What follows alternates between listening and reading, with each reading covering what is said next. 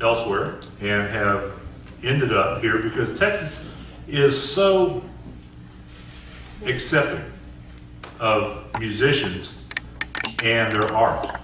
We appreciate the fact that people will take the time to lay it all out there for us to hear. And there's a lot of great music to be found all over the place.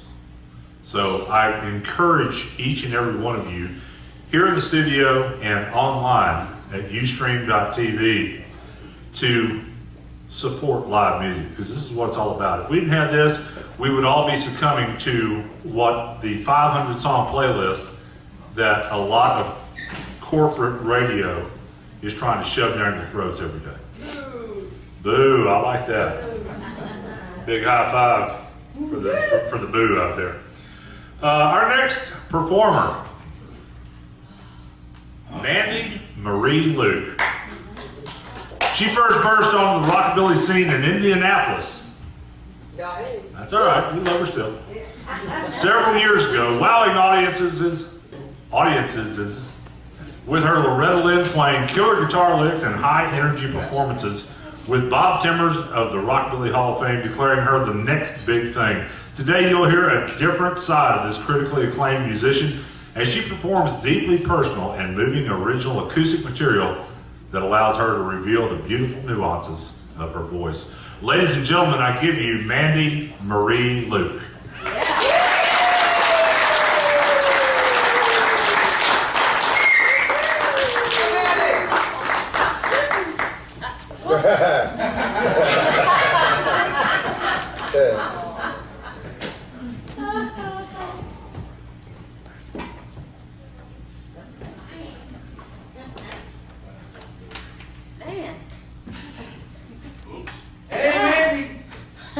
Can you even see me after that? Oh, thank you. Appreciate it.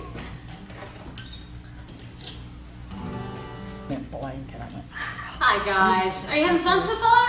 Yeah. Good. I gotta tell you, Brigitte is sincerely one of the most important people in my entire life. She's been a dear friend. She's introduced me to all these people that have become kind of my musical family. And I'm really happy to be back with everybody. It's odd, none of us have really changed. We may look a little different. Dash is more handsome. But for the most part, we all look exactly the same. It was like we just said hi and hadn't missed a beat.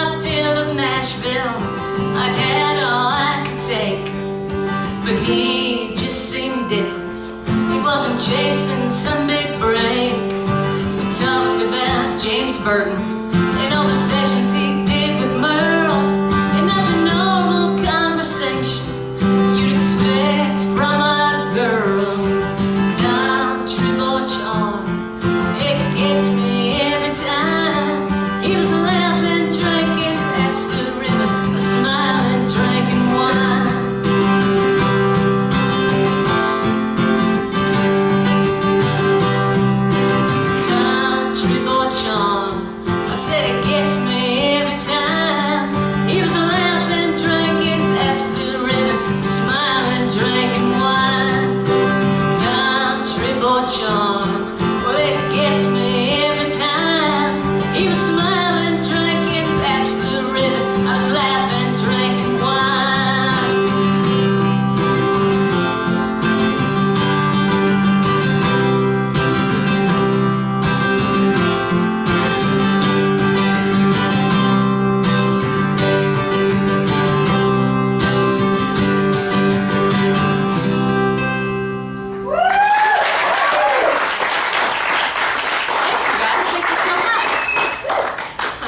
appreciate it.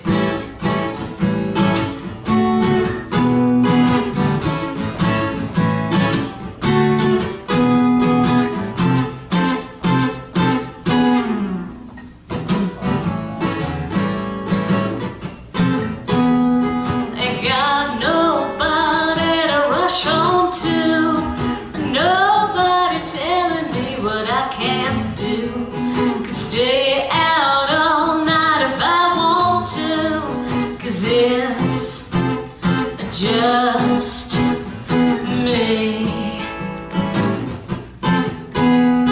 Ain't got nobody breathing down my neck, nobody pointing out the things I forget.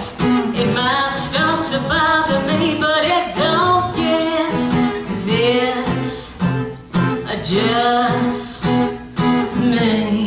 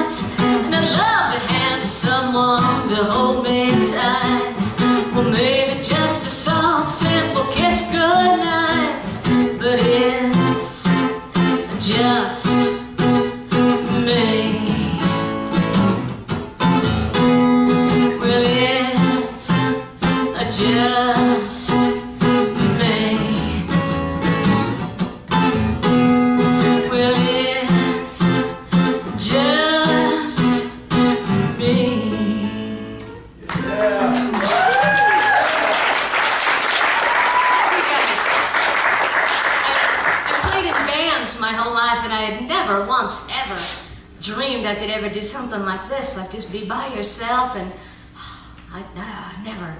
And Brigitte kind of got me to, just try it at least once, and I tried it, and much to my surprise, and probably to Brigitte's too, because I was so adamant about not wanting to do it, much to my surprise, I loved it, and it was fun. And I wrote that song because at first I was like, it's just me, it's fun, it's just me. And if my, bandmates don't feel like yelling at me that day, or they yell at me because I ate beef jerky as we're driving and it stinks up the truck or whatever, like I don't have anybody to yell at me, it's great. And then I made my first real mistake on stage, and then it completely flipped. It's just me, like there's nobody else I can look at, like you made that mistake, not me. It's just you. There's nowhere to hide. But I live in Texas now, but I'm originally from southern Missouri. And this song I wrote about my grandpa, really, really important person in my life. And I hope you guys like it half as much as I do.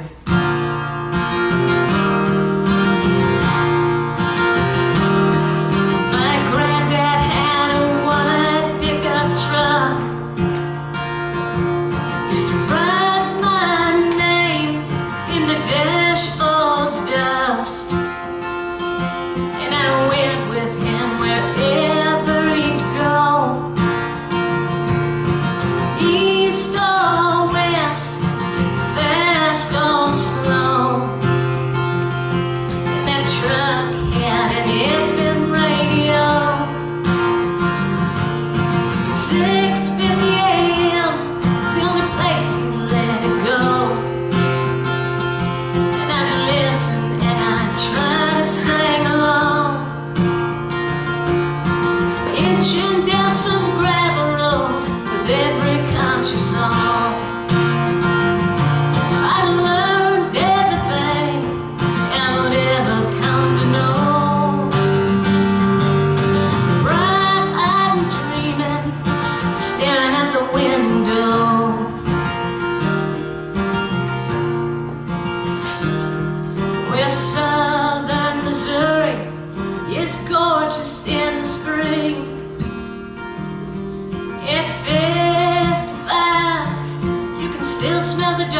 trees. And there's a hill to the bridge right over Route 66. And he would take it every now and then just to make my stomach flip. And I learned everything I'll ever come to know. Bright-eyed and dreaming, staring at the window.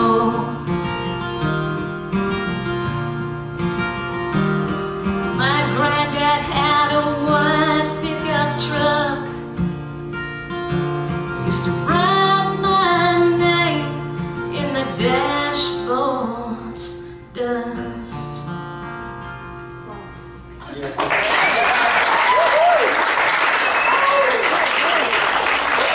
Thank you guys so much. Appreciate it, I really, really do. If you don't like something, just, well, don't tell me. Now we get into the real autobiographical part. So if you want to leave right now and then come back when the next person is up, I understand, because my life has been kind of goofy. But this song is called My Husband. My husband, my husband, my husband is my best friend. Well, he listens when I talk, and he watches when I walk, and he's always got a smile when I need one. Yes, I love my husband. Well, you can take everything bad that has ever happened on this earth, and it wouldn't be as bad as when I introduced him to my mom and dad. I said, hey, Mom, this is the guy that I love so much. And I know he's only 4 years older than you are. And he's 17 years older than I am. And he doesn't have a job or own a house, and he plays music for a living. But I love him. He's my husband, my husband, my husband is my best friend. He listens when I talk, and he watches when I walk, and he's always got a smile when I need one. Yes, I love my husband. You know, I didn't really think that things would really get much worse, because you can't get any lower than the bottom, right? Well, fast forward to Thanksgiving dinner of 1999, and my Southern Baptist preacher of a father looked at my brand new husband, and he said, son, would you like to lead us in prayer? To which my brand new husband looked at my Southern Baptist preacher of a father, and he said, no thank you, sir, I don't believe. Even the turkey gasped. My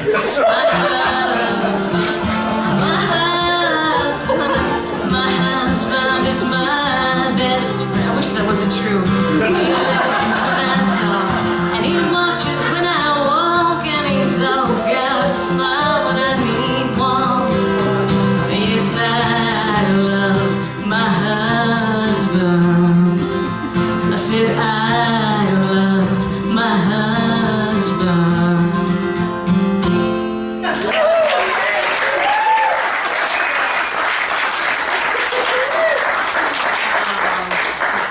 There's things you should probably talk about before you get married.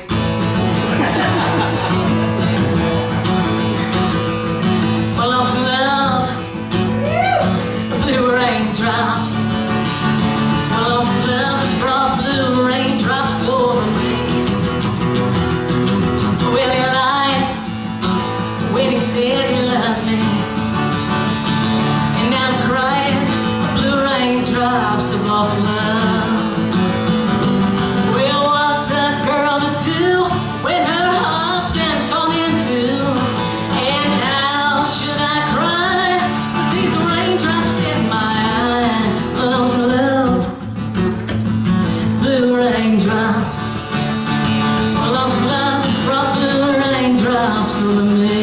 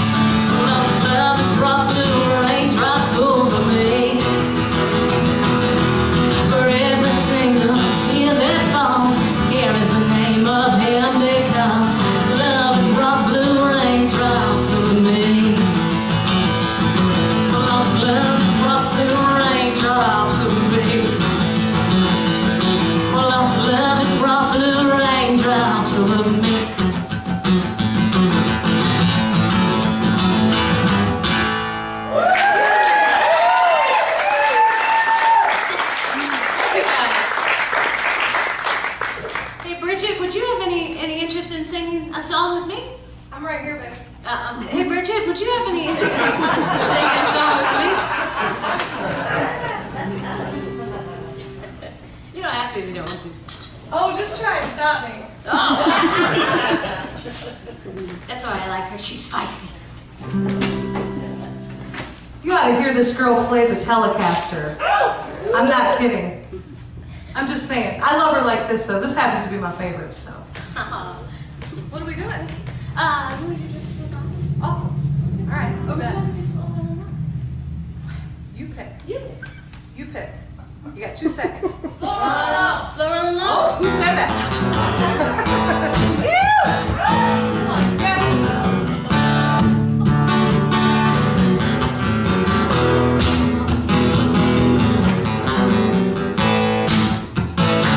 I got a slow rolling on. Forgot the words to my song. Well, ain't it just like a fool? I ride on the train when the trains is all gone. There ain't a hand at home. Well, on the shoulder to crown. There ain't a lesson to learn. A corner to turn to twist the dying in me. Well, all I want it to be was something you could depend on. Well, all alone knows me. There ain't nobody who can. I got a slow rolling now. Forgot the words to the song. Well, ain't a lesson to learn. I said a corner to turn to twist the dying in. But take my love there. Michael Samuels,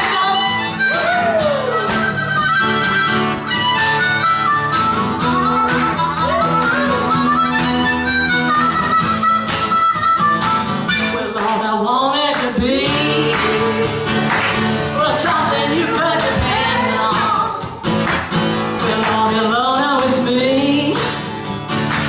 There ain't nobody who cares. I got a slow rolling love. I got the rush in my soul. There ain't a lesson to learn. I come on the town that makes me dying in me.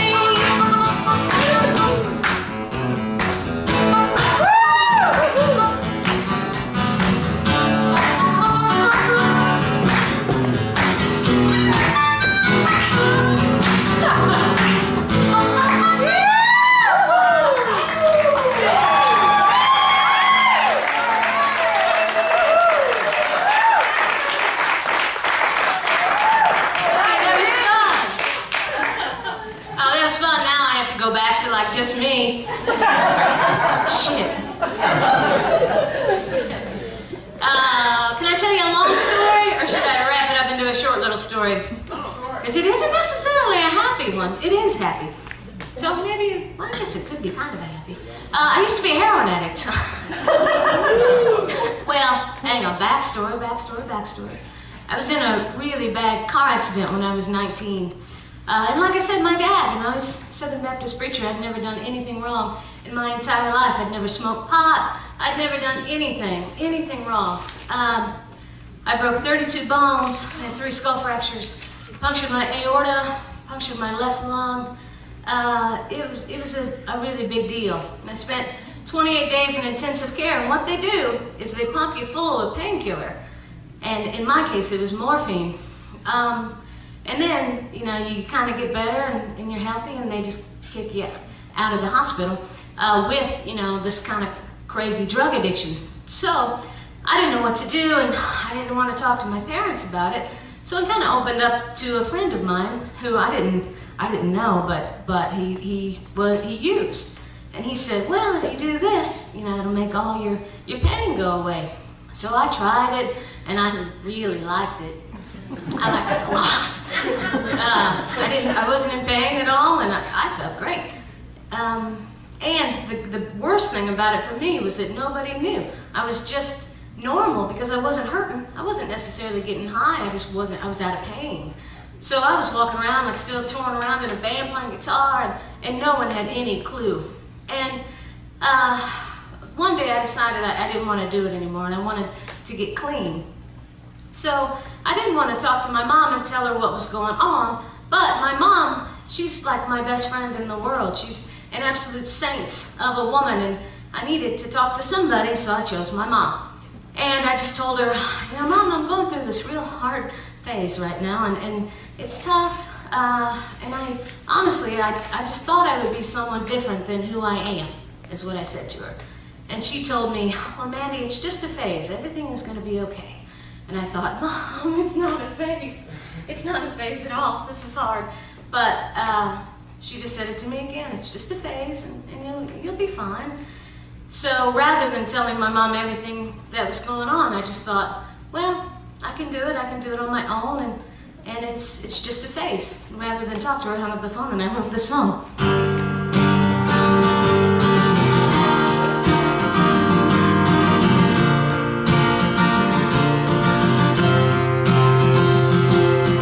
Things ain't going the way they should, at least not the way that I thought they would. I ain't done nothing since I left school. You can't tell me it's wrong and tell me it's right. Staying home alone on a Saturday night, trying to pretend that it don't bother you, because you know it do. You can't even won't just stumble on in just to see the pitiful shape I'm in. I'm here looking way worse than you. I've been drinking lots of whiskey, drinking lots of wine, taking lots of anything that I can't find, and walking downtown streets late at night. Now but it's just a phase, it's just a phase.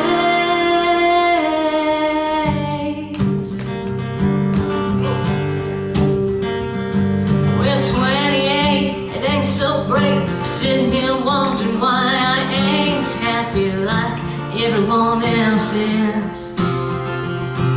Too old to be young, too young to be old, question everything that I am told. I thought I'd be someone different than who I am. Yeah, but it's just a phase, it's just a phase.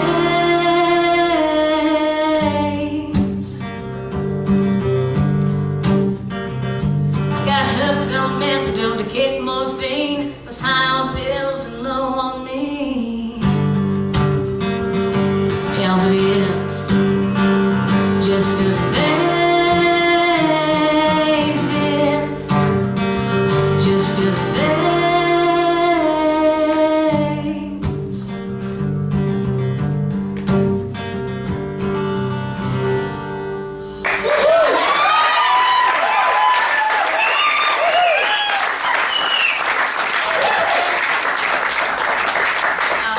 Thank you guys so much. Appreciate it. Look, I tell you something awful and you're nice about it. This is big. This song, all right. I wouldn't do this because you guys, this isn't a bar. Like, you guys are nice and respectable and sweet. And I feel kind of weird doing it, but Brigitte told me to, so please just have a little mercy on me. If you are a musician or you know musicians, you've heard this story a million times. Not everybody is nice. Not all musicians are as sweet as these guys. And I was kind of naive and got kicked in the teeth and learned that the real hard way after a show in Denver. One of my absolute heroes, like, this song is called Why Do You Gotta Be a Dick to Me? See, I'm a music fan, and I really like your band. So why do you gotta be a dick to me? I may go on before you, or after you, but why do you gotta be a dick to me? See the shady doorman, and lousy ass promoters, crazy sound men, and crooked club owners. So the last thing I need before I even start my set is for you to start bitching about me using that electrical outlet. Because I am a music fan, and I might really like your band. So why do you gotta be a dick to me? You see, I'll just go ahead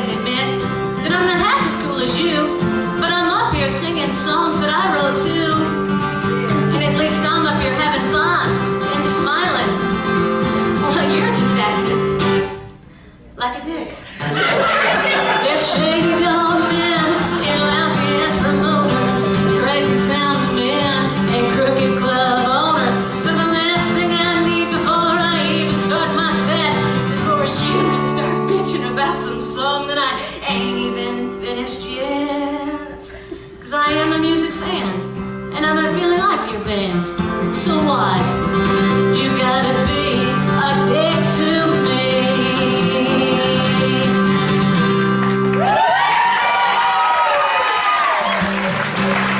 Thank you guys so much.